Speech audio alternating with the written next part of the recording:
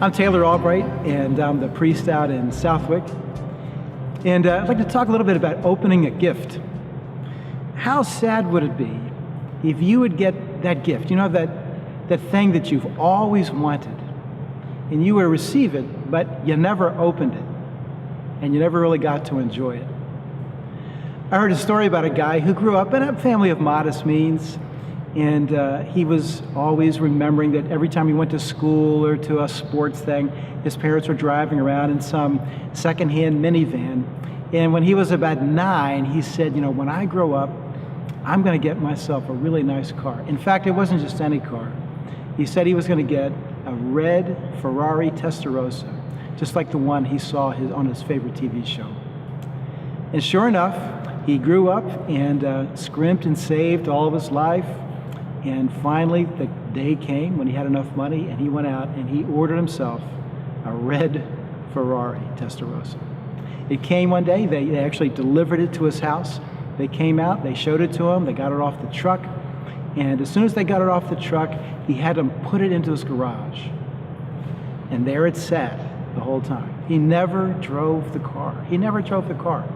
In fact, every day when he went to work, he would walk past the Ferrari to get into, of all things, a secondhand minivan that he and his family had, and that's what he used to get to work. Imagining having a gift and never opening it. In John 15, Jesus says that if we could learn to abide in him, that is to say, to be present to him the way that he was present to the Father, that he would give us the desires of our heart, the very things that we want and need the deepest. And so he gives that to us as a gift. But like that Ferrari, it's something you have to learn how to drive. Learning to be in God's presence isn't natural. We haven't known that in the past.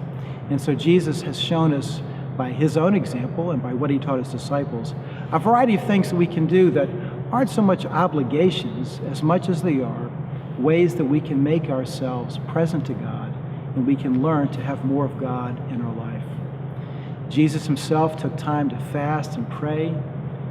For a guy who was in public a lot, he spent a lot of time by himself in silence.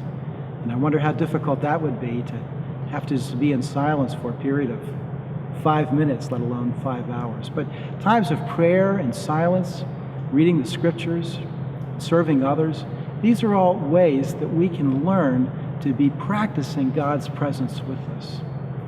To know every day that you are in God's presence and aware of him, and that he's aware of you, and that he loves you, and that he is your support, and that he's there for all of your needs, is really the greatest gift of all. In fact, the whole reason Jesus died on the cross wasn't just so that we could go to heaven someday later, but Jesus died to take away everything that separates us from God. And it's a wonderful thing. It's the whole reason that Jesus has come for us, so that we can live in his presence. But it's a gift, and we have to learn to open it so that it can be enjoyed. What kinds of ways might you take, even today or this week, so that you can practice God's presence and just learn what it is to be able to not just know that God is, but that God is with you at all times?